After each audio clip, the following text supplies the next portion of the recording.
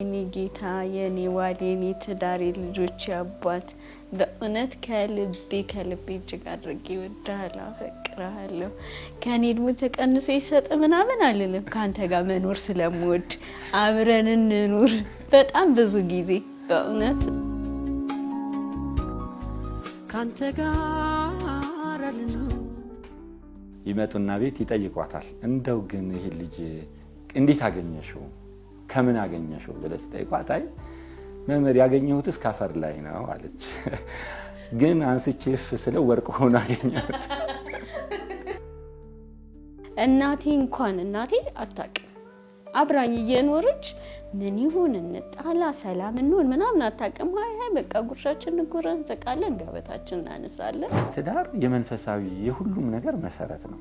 ምክንያቱም ጳጳስም ቢገኝ ንጉስም ቢገኝ ሁሉም ከየት ነው ከትዳር ነው